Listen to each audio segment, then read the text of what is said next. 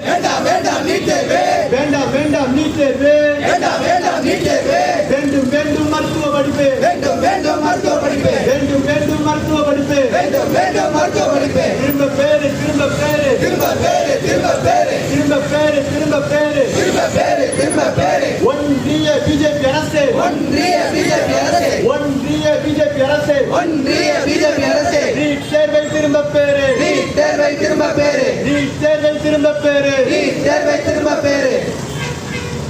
பல ஆயிரக்கணக்கான கோடி ரூபாய் ஊழல் நடைபெற்றிருக்கிறது.